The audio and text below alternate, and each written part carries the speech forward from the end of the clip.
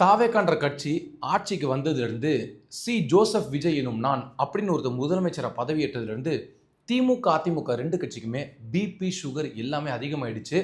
இதுக்கப்புறம் நம்ம ஆட்சிக்கு வரவே முடியாது. ஒரு பக்கம் ஆட்சிக்கு வர முடியாதுன்னு ஒரு கட்சி கதறுது, இன்னொரு பக்கம் நம்ம கட்சி இருக்குமா இல்லையானே தெரியலன்னு அதிமுக கதறிட்டு இருக்கு. இவங்க ரெண்டு பேருக்கும் மிகப்பெரிய பயமா இருக்கிறது விஜய் கிட்ட இருக்கக்கூடிய நேர்மை தான். முதலமைச்சர் இவ்வளவு நேர்மையான அரசாங்கத்தை உருவாக்குவாரு, நேர்மையான ஆட்சி நடத்துவார்னு கனவுல கூட திமுக அதிமுக நினைச்சிருக்க மாட்டாங்க. இன்னும் ஒரு படி மேல சொல்லணும்னா, திமுகவும் அதிமுகவும் விஜய் முதலமைச்சர் ஆவார்னு கூட ஒரு துளி நினைக்கல. அதனாலதான் ரொம்ப லைட்டா டீல் பண்ணி இன்னைக்கு ஹெவியான ஒரு அடியை வாங்கியிருக்காங்க. இப்ப விஜய் அவர்கள் தலைமையில மீண்டும் ஒரு அமைச்சரவை கூட்டம் நடந்தது. இந்த அமைச்சரவை கூட்டத்துல விஜய் அவர்கள் கொடுத்த வார்னிங் தான் ஒட்டுமொத்த தமிழ்நாடு அரசியலே புரட்டி போட்டிருக்கு. கட்சி பெயரை பயன்படுத்தியோ இல்ல என்னோட பெயரை பயன்படுத்தியோ இல்ல உங்களுடைய அமைச்சர் பதவியை மிஸ்யூஸ் பண்ணி ஏதாவது தவறு பண்ணீங்க, ஊழல் புகார்ல உங்க பெயர் வந்துச்சு அப்படின்னா பதவிகள் பறிக்கப்படும். எனக்கு தெரிஞ்சவங்க தெரியாதவங்கன்னு யாரையும் நான் பார்க்க மாட்டேன். ஒட்டுமொத்தமா உங்க அரசியலே காலி பண்ணிடுவேன்னு ஒரு ஸ்ட்ரிக்டான வார்னிங்கை கொடுத்திருக்காரு. பொதுவா அமைச்சரவை கூட்டம் நடத்தினாலே நம்ம எவ்வளவு கோடி அடிக்கலாம், எவ்வளவு கோடி பார்ட்டிக்கு ஃபண்டு ஒதுக்கலாம், எவ்வளவு ஆட்டையை போடலாம் டிஸ்கஸ் பண்ணக்கூடிய காலத்துல அரசியலே புரட்டி போடுற விதமாக எல்லாருமே நேர்மையா இருக்கணும், நேர்மையா இல்லை அப்படின்னா தூக்கி எறியப்படுவீர்கள் அப்படின்னு ஒரு முதலமைச்சர் வார்னிங் கொடுக்கிறாருன்னா, இருக்கக்கூடிய முதலமைச்சர் நேர்மையாக இருப்பதனால் மட்டும்தான் இது சாத்தியம்னு சொல்றாங்க பொதுமக்கள். இதை பார்த்த உடனே திமுக அதிமுக ரெண்டு கட்சிக்குமே இரவு முழுவதும் இன்னைக்கு தூக்கம் வராது. இதுக்கு முன்னாடி அரசியல்ல ஏதோ ஒரு வகையில நம்ம எதிர்கட்சியா கூட வரலாம்னு நினைச்சிருப்பாங்க. ஆனா இனிமேலும் திமுகவும் அதிமுகவும் ரெண்டு கட்சியுமே இருக்காது.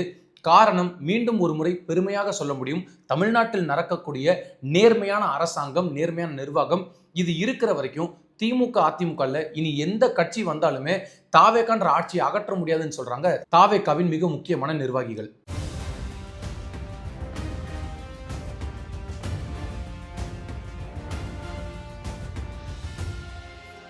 நம்ம தமிழ்நாடு அரசியலோட மிகப்பெரிய சாப கேடு என்ன அப்படின்னா, எல்லா அரசியல்வாதிகள் குறிப்பா இந்த திமுக அதிமுக இந்த ரெண்டு கட்சி தான் 60 வருஷமா மாத்தி மாத்தி ஆட்சி பண்றாங்க. இவங்க ரெண்டு பேருமே தப்பு பண்றாங்க, ஊழல் பண்றாங்க, லஞ்சம் வாங்குறாங்க. எங்க போனாலும் கவர்மெண்ட் ஆஃபீஸ்ல கரப்ஷன் இருக்குன்றது நம்ம எல்லாருக்குமே தெரியும்.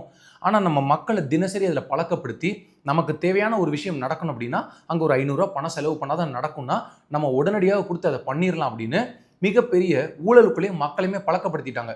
ஏன் அப்படின்னா நாளை பின்ன நம்மளை வந்து கேள்வி கேட்கும்போது நீங்க என்ன யோக்கியம் அப்படின்னு அவங்க நம்மளை பார்த்து கேட்கணும் இல்லையா? அதனால நம்ம மக்கள் எல்லாரையும் அவங்களோட வறுமையை பயன்படுத்தி அவங்களோட சூழ்நிலையை பயன்படுத்தி இந்த மாதிரி இந்த ரெண்டு கட்சிகளுமே மாத்தி மாத்தி ஆட்சி பண்ணாங்க. இந்த ரெண்டு கட்சிக்குமே தெரியும், நீ வந்து ஆட்சி பண்ணும்போது நான் உன்னை தொந்தரவு பண்ண மாட்டேன், நான் ஆட்சி பண்ணும்போது நீ தொந்தரவு பண்ணாத. ஆனா நம்ம ரெண்டு பேரை தவிர்த்து வேற யாராவது வந்துட்டா நம்ம விட்டுறக்கூடாது அப்படின்றதுல ரொம்ப கிளியரா இருந்தாங்க. அதனாலதான் இன்னைக்கு மாத்தி மாத்தி தொந்தரவு கொடுத்துட்டு இருக்காங்க இந்த தாவே காட்சிக்கு. இந்த ஊழல் அப்படின்றது ஏதோ அரசு அலுவலகங்களில் மட்டும்தான் நடக்குதான்னு பார்த்தா, ஒரு மனிதனுக்கு பிரச்சனை வந்தா நிம்மதியை தேடி கோவிலுக்கு போவான். அந்த கோவிலுக்கு போகும்போது கூட சாமியை பார்க்கணும் அப்படின்னா 500 ரூபா கொடுத்தா சாமியை உடனே பார்த்துடலாம், இன்னும் கொஞ்ச நாள் 5000 ரூபா கொடுத்தா சாமி உடனே வரம் கொடுக்கும் அப்படின்னு கூட கொண்டு வந்திருப்பாங்க. இந்த ரெண்டு கட்சியும் முழுக்க முழுக்க பணம் தான். பணம் இருக்கவே சாமியை பார்க்க முடியும், பணம் இல்லாதவன் சாமியை பார்க்கறதுக்குள்ளே டயர்டாயிருவான். அப்படி கொடுமையெல்லாம் நடந்திருக்கு. இதுக்கு மிக முக்கியமான உதாரணம் பார்த்தீங்கன்னா திருச்செந்தூர் கோவிலாகட்டும், மதுரை மீனாட்சி அம்மன் கோவிலாகட்டும், எல்லா இடத்துலையும் காசு தான் தலைவிரிச்சு ஆடிச்சு. ஆனா இன்னைக்கு அதை கூட கட்டுப்படுத்திட்டு இருக்காங்க இந்த தாவேக்காவின் ஆட்சியில. குறிப்பா ஒரு அமைச்சரவை கூட்டம் அப்படின்னா இந்த திமுக அதிமுக கூட்டம் போடுவாங்க, உடனே வெளியில நியூஸ் எல்லாம் எப்படி பில்டப் பண்ணுவாங்கன்னா, இது குறித்து அலசிய பேசினாங்க, இந்த விவாதம் நடந்தது, இந்த திட்டம் வந்து அடிக்கல் நாட்ட போறாங்க, இத்தனை கோடி ஒதுக்கீடு செய்ய போறாங்க, இந்த துறைக்கு இவ்வளவு கோடி, இது எல்லாமே கோடிகள் ஒதுக்குறது. ஆனா அது மக்களுக்கு கிடையாது, எந்த அமைச்சர் அந்த துறையில இருக்காரோ அவருக்கு ஒதுக்குறது. அப்படிதான் அமைச்சரவை கூட்டம் நடந்திருக்கும். ஆனா முதன்முறையாக தாவேக்கார சமைஞ்சதுக்கு அப்புறம் தான் உண்மையிலே அமைச்சரவை கூட்டம்னா என்ன, அதுல என்னென்ன பேசுவாங்க, அமைச்சர்களுக்கு என்னென்ன இலாக்கா இருக்கு, அதுல அவங்க பொறுப்பு என்ன, அவங்க எல்லாரும் எவ்வளவு நாகரிகமா கண்ணியமா நேர்மையா நடந்துக்கணும் அப்படின்றது இப்பதான் பார்க்க முடியுது. ஏன்னா நம்ம தான் 60 வருஷமா இப்படி ஒரு அரசியலே பார்க்கலையே. ஐயா காமராஜரே தோற்கடித்த மண்ணுன்னு சொல்லி நம்ம மக்களை அவ்வளவு முறை இழிவுபடுத்தியிருக்காங்க. ஆனா அதே காமராஜரை தோற்கடித்த மக்கள் தான் இன்னைக்கு இரு ஜாம்பவான்கள், நாங்க தான் இந்த தமிழ்நாட்டுல எங்களை தாண்டி யாரும் வர முடியாதுன்னு சொன்ன ரெண்டு பேரையும் அடிச்சு உட்கார வச்சிட்டாங்க மக்கள். அப்ப மக்களை நம்ம கூட தவறாதான் புரிஞ்சிருக்கோம். அவங்க சரியான நபருக்காக, சரியான நேரத்திற்காக, சரியான வாய்ப்பிற்காக காத்திருந்தாங்க. ஆனா மக்களுக்கு ஒரு சரியான தலைமை, ஒரு நம்பிக்கை கொடுக்கக்கூடிய அளவுக்கு வரல.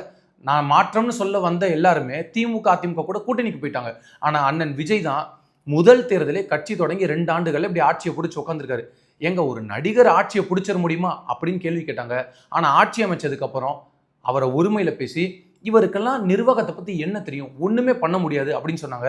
நம்மளாம் இப்ப வெளிப்படையா என்ன சொல்றோம்னா, அவருக்கு நிர்வாகமே தெரிய வேண்டாம், முதலமைச்சராக இருப்பதற்கு தகுதி கூட இருக்க வேண்டாம். ஆனா அவர்கிட்ட ஒன்னே ஒண்ணு இருக்கு, நேர்மைன்ற ஒரு மிகப்பெரிய அங்கீகாரம் இருக்கு. மக்கள் விரும்பக்கூடிய ஆட்சி அந்த ஆட்சி தான். நேர்மையான நிர்வாகம் ஆட்சி இதை கொடுக்கணும், ஊழல் அடிக்கக்கூடாது, கொள்ளை அடிக்கக்கூடாது, லஞ்சம் வாங்கக்கூடாது, இந்த மாதிரி ஒரு நல்ல முதலமைச்சரை தான் மக்கள் எதிர்பார்த்துட்டு இருந்தாங்க. அதை இவர் சரியா பண்ணுவார்னு நம்பிக்கை வச்சு அவர் கையில இந்த பொறுப்பை கொடுத்துருக்காங்க. இன்னைக்கு ஒரு அமைச்சரவை கூட்டம் நடந்திருக்கு. அந்த கூட்டத்துல முதலமைச்சர் சொன்ன கருத்துக்கள் தான் தமிழ்நாடு அரசியல அப்படி தலைகீழ் மாற்றம் ஏற்படுத்தி இருக்கு. இந்த தலைகீழ் மாற்றம் தான் புரட்சி அப்படின்னு நடக்கும். தமிழ்நாட்டில் எப்படி ஒரு அமைதி புரட்சி, விசில் புரட்சி நடந்ததோ அதே போல தாவே காட்சியில ஒரு மிகப்பெரிய விசில் புரட்சி நடக்குது. ஒரு மௌன புரட்சி, ஒரு அமைதியான ஆட்சி நடந்துட்டு இருக்கும்போது ஒரு நேர்மையான புரட்சியை முதலமைச்சர் உருவாக்கி இருக்காரு. எல்லாரும் சொன்னாங்க, மக்களே ஏங்க ஊழல் லஞ்சம் எல்லாம் எப்படிங்க ஒழிக்க முடியும், அதெல்லாம் கட்டுப்படுத்தவே முடியாதுங்க. முதலமைச்சர் சரியா இருந்தா போதுமா, மேல இருக்கக்கூடிய 4 நபர்கள் சரியா இருந்தா போதுமா, கீழே இருக்கிற நபர்கள்லாம் சரியில்லை அப்படின்னு ரொம்ப எள்ளி நகையாடினாங்க. இதுல பலர்கிட்ட நம்ம பேசும்போது எல்லாம் தெரிந்த அதி புத்திசாலி மாதிரி கருத்துக்கள் சொல்லுவாங்க. அங்க 10,000 கோடி டிரான்ஸ்பர் ஆயிடுச்சு, இங்க 5,000 கோடி டிரான்ஸ்பர் ஆயிடுச்சு, இந்த அமைச்சர் இவ்வளவு வாங்கிட்டாரு. எப்போ? தாவே காட்சியில. ₹1 காசு இது வரைக்கும் கரப்ஷன்ற பெயருக்கே இடம் கொடுக்காம நேர்மையான ஆட்சியை கொடுத்துட்டு இருக்காங்க. திரு விஜய் அவர்கள் எதிர்பார்ப்பது ஒன்னே ஒண்ணுதான், டிரான்ஸ்பரண்டான கவர்மெண்ட். அதுதான் வேணும். யாராவது ஒருத்தர் ₹1 காசு வாங்கினா கூட அத்தனை பேரை சஸ்பெண்ட் பண்ணி டிஸ்மிஸ் பண்ணுவேன்னு அரசு அதிகாரிகளுக்கு எச்சரிக்கை கொடுக்குறாங்க. தலைமைச் செயலகத்துக்கு போறப்ப தள்ளி விட்டுட்டு ஓடுறாங்க எம்ப்ளாயிஸ் எல்லாரும் உள்ள. 10 மணிக்கு பஞ்சின் பண்ணணுங்க, இல்லைன்னா எங்க மேல வார்னிங் கொடுத்துருவாங்க, அதனால போறோன்னு ஓடி போறாங்க. அந்த அளவுக்கு ஒரு நேர்மையான நிர்வாகத்தை கொடுக்குறாரு. அரசு ஊழியர்களை கட்டுப்படுத்த தொடங்கினால்தான் அமைச்சர் வரைக்கும் எல்லாருமே சரியா இருப்பாங்கன்னு சொல்லி அரசு ஊழியர்களுக்கு கூட சரியான கட்டுப்பாடை போட்டிருக்காங்க. இது வரைக்கும் தமிழ்நாடு அரசியல் வரலாற்றுல அரசு ஊழியர்களை சஸ்பெண்ட் பண்ணியிருக்காங்க, டிஸ்மிஸ் பண்ணிருக்காங்கன்னு பார்த்துருக்கீங்களா? கடைசி ஒரு வாரத்துக்குள்ள மட்டும் 120 பேருக்கு மேல சஸ்பெண்ட் பண்ணியிருக்காங்க. எதுக்கு? லஞ்சம் வாங்கினாங்க, ஊழல் பண்ணாங்கன்னு. எவ்வளவு காசு? 5,000 ரூபா, 10,000 ரூபா. ஆனா இதுக்கு முன்னாடி எப்படி நடந்தது? அமைச்சரின் அனுமதியோடு நடந்துட்டு இருந்தது இந்த திமுக அதிமுக ஆட்சி காலத்துல. எதுக்கு எடுத்தாலும் பணம், எனக்கு எவ்வளவு கொடுப்ப, நீ எவ்வளவு எடுத்துக்குவ, இப்படிப்பட்ட அரசியல் பண்ணிட்டு இருந்தாங்க. அது ஒட்டுமொத்தையும் உடைச்சு தூக்கி எறிஞ்சிருக்காரு. இதுல மக்கள் மேல நமக்கு என்ன இன்னும் ஒரு ஆதங்கம் இருக்குன்னா, ஒரு நல்ல நேர்மையான ஆட்சியை தேர்வு செஞ்சுட்டீங்க, 107 சீட்டு ஜெயிச்சு கூட்டணி ஆட்சி நடத்திட்டு இருக்காரு. அவரை பார்த்து இதெல்லாம் கட்டுப்படுத்த முடியாதுங்க, ஊழலை ஒழிக்க முடியாதுங்க, நம்ம எல்லாருமே சரியா இருந்தோம் அப்படின்னா எப்படி ஊழல் ஒழிக்கப்படாம இருக்கும்? காசு ஒருத்தர் கொடுக்குறாரு, ஒருத்தர் வாங்குறாரு, ஊழல் பண்ணோம் அப்படின்னா ஒரு கடும் நடவடிக்கை அப்படின்ற பயத்தை ஏற்படுத்தினா அது சரியா போகும் அப்படின்றது எல்லாருக்குமே தெரியும். அதனாலதான் சர்க்கார் படத்தோட ஆடியோ லான்ச்ல இன்னைக்கு இருக்கக்கூடிய முதலமைச்சர் விஜய் அன்றைய தினம் பேசுவாரு, ஒரு தலைவன் எவ்வளியோ அப்படிதான் தொண்டன் இருப்பான். அப்போ ஒரு தலைவன் நல்ல தலைவனா இருக்கும்போது, ஊழல் பண்ணாத தலைவனா இருக்கும்போது தான் இந்த ஊழல் லஞ்சத்தை ஒழிக்கிறதுக்கான ப்ராசஸ்குள்ள இறங்க முடியும் அப்படின்னு அவர் அன்னைக்கு சொன்னாரு. அதைத்தான் இன்னைக்கு பண்றாரு. ஒருவேளை இன்னைக்கு அண்ணன் விஜய் கரப்டட் அப்படின்னு இருந்தாரு, இல்ல ஊழல் பண்றாரு, லஞ்சம் வாங்குறாரு, கோடி கோடியா பணத்தை ஒதுக்குறாருன்னா அவரால் இப்படி அமைச்சர்கள் யாரையும் கட்டுப்படுத்த முடியாது. அதுக்கு நல்ல சான்றுகள் இருக்கு. திமுக அதிமுக உட்கட்சி கூட்டத்துக்குள்ள எடப்பாடி அவர்கள் யாராவது கேள்வி கேட்டா நீ என்ன யோக்கியமா அப்படின்னு கேட்ட வரலாறெல்லாம் உண்டு. நீங்க என்ன காசு பணம் கொள்ளையடிக்கலையா, எங்களை பார்த்து கேள்வி கேட்கறீங்கன்னு அதிமுக முன்னாள் அமைச்சர்கள்லாம் கேள்வி கேட்டிருக்காங்க. இதெல்லாம் ஊடகத்துல செய்தியா வந்திருக்கு.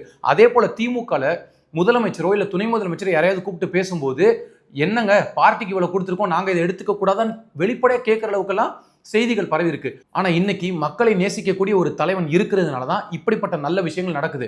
அவர் என்ன சொல்றாரு, அமைச்சர்கள் யாருமே உங்களுடைய பதவியை தவறா பயன்படுத்தக்கூடாது, ஊழல் புகாரோ லஞ்ச புகாரோ ஏதாவது உங்க பேர் அடிபட்டுச்சுன்னா எனக்கு தெரிஞ்சவங்க தெரியாதவங்கலாம் கிடையாது, கட்சிக்கு அப்பாற்பட்டும் சரி யாராக இருந்தாலும் பதவி பறிக்கப்படும், அதுக்கப்புறம் நீங்க அமைச்சராக முடியாது, உங்களுடைய அரசியலே ஒரு முடிவுக்கு வந்துடும் அப்படின்னு எச்சரிக்கை விடுத்துள்ளார். இதுதான் எல்லாரும் எதிர்பார்க்கிற விஷயம். அப்போ ஒரு பயம் இருக்கும்ல, முதலமைச்சர் நேரடியாக நமக்கு ஒரு வார்னிங் கொடுக்குறாரு, இதை தாண்டி நம்ம ஏதாவது ஸ்கேம் பண்ணோம் அப்படின்னா நம்ம எவ்வளோ பெரிய லூப்குள்ள மாட்டிரும் அப்படின்றது இன்னைக்கு இருக்கக்கூடிய அத்தனை அமைச்சர்களுக்கும் தெரிஞ்சிருக்கும். இன்னும் தனிப்பட்ட முறையில் ஒரு சில அமைச்சர்கள்லாம் சொல்றாங்க, வேற கட்சியில இருந்த அமைச்சர்கள் எல்லாம் நம்மளே தப்பு பண்ணாலும் கூட அவரை பார்த்தா தப்பு பண்ணக்கூடாதுன்னு தோணுது, அந்த அளவுக்கு ரொம்ப நம்பிக்கை வச்சு எங்கள்கிட்ட வந்து அமைச்சர் பொறுப்பு கொடுத்துருக்காருன்னு பல அமைச்சர்கள் பேசுறாங்க. இதைத்தானே எங்க ஒட்டுமொத்த தமிழ்நாடும் எதிர்பார்த்தது. கிட்டத்தட்ட 60 வருஷமா இப்படி ஒரு ஆட்சி நடக்காதா வராதா அப்படின்னு கனவுல எதிர்பார்த்துட்டு இருந்தாங்க. அந்த கனவு இன்னைக்கு நினைவாயிட்டு இருக்கு. அண்ணன் விஜய்க்காக எவ்வளவு வேணாலும் நம்ம பேசலாம், மீண்டும் பெருமையா சொல்ல முடியுங்க, நேர்மையா இருக்கக்கூடிய ஒரு தலைவனை தாங்க தமிழ்நாடே எதிர்பார்த்துச்சு, நம்மளும் எதிர்பார்த்தோம். மாற்றம் அப்படின்றது இதுல இருந்து தான் வரணும். இதுக்கு முன்னாடிலாம் கவர்மெண்ட் பஸ்ல நீங்க போனீங்க, ஒரு கவர்மெண்ட் ஆஃபீஸ்க்கு போனீங்கன்னா ஒரு பஸ் கண்டக்டர் ஆகட்டும், இல்லை அரசு ஊழியர்களாகட்டும், எவ்வளவு தரம் தாழ்ந்து நம்மளை பேசுவாங்க. மரியாதை கொடுக்க மாட்டாங்க. வெயிட் பண்ணு, போ 2 மணி நேரம் கழிச்சு வா, என்ன பண்ணுவா அப்படின்னு பேசுவாங்க. இதை விட மிகப்பெரிய புரட்சி தலைகீழ் மாற்றம் என்ன தெரியுமா? போலீஸ் ஸ்டேஷனுக்கு போனீங்கன்னா, சார் வாங்க சார், உட்காருங்க சார், உங்களுக்கு என்ன பிரச்சனைன்னு கேட்குறாங்க. இது வரைக்கும் போலீஸ் ஆஃபீஸர்ஸ் யாராவது சார்னு சொல்லியிருப்பாங்களா? இங்கே வாடா, உனக்கு என்னடா பிரச்சனை, ஏன்னா உனக்கு மட்டும் தான் பிரச்சனை இருக்கா, காலையிலேருந்து நாங்கள் எத்தனை கேஸை பார்த்துருக்கோம் தெரியுமா அப்படின்லாம் பேசுவாங்க. ஆனால் இன்னைக்கு எந்த சின்ன தவறு நடந்தாலும் உடனடியாக நடவடிக்கை எடுக்கிறாங்க. இப்போதான் சமீபத்தில் ஒரு லாக்அப் டெத் ஆச்சு அப்படின்னு சொல்லி ஒரு மிகப்பெரிய ஒரு பிரச்சனை எழுந்துச்சு. அந்த பிரச்சனை அப்படியே ஆஃப் ஆச்சு. காரணம் என்ன தெரியுமா?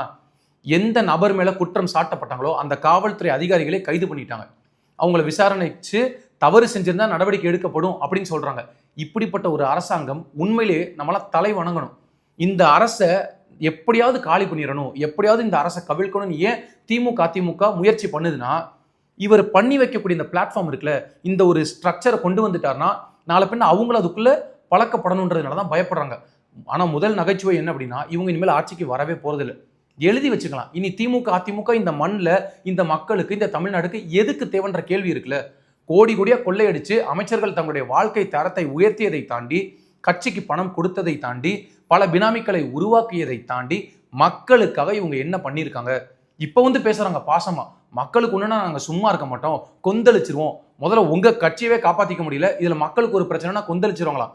பொதுவாக மக்கள்கிட்ட எல்லார்கிட்ட போனாலும் நீட்டாக சுமூகமாக நல்ல ஆட்சி நடத்திட்டு இருக்காரு, ஒழுக்கமான ஆட்சி நடத்துறாரு, நேர்மையான ஆட்சி நடத்துறாரு. இதுக்கு மேலே எதுவும் வேண்டாங்க. அவர் கொடுக்கக்கூடிய விஷயங்கள், அந்த வாக்குறுதிகளை டைம் எடுத்து கூட கொடுக்கட்டும். ஆனால் இந்த ஊழல் லஞ்சத்தை ஒழிச்சாலே இங்கே பாதி பிரச்சனை சரியாயிடும்னு மக்கள் சொல்றாங்க.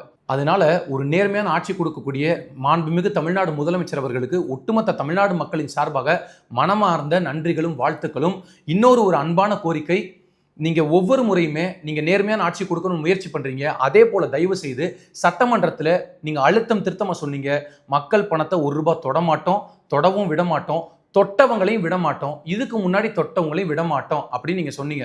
தயவு செய்து இதுக்கு முன்னாடி திமுக அதிமுகல யாரெல்லாம் அமைச்சர்களா இருந்தாங்களோ அவங்க மேல ஊழல் புகார்கள் இருந்தா தயவு செய்து அது எல்லாத்தையுமே அந்த வழக்குகளை தூசி தட்டி எடுத்து நேர்மையான முறையில் விசாரித்து, நீங்க நேர்மையான ஆட்சி மட்டும் கொடுத்தீங்க அப்படின்ற பெயரோட நிற்காமல் இதுக்கு முன்னாடி இருந்த ஊழல்வாதிகளை களையெடுத்து அவர்களை சிறைக்கு அனுப்பினீர்கள் அப்படின்ற ஒரு மாபெரும் புரட்சியான வரலாறை நீங்கள் உருவாக்க வேண்டும் என்று ஒட்டுமொத்த தமிழ்நாடு மக்களின் சார்பாக நான் கேட்டுக்கொள்கிறேன்.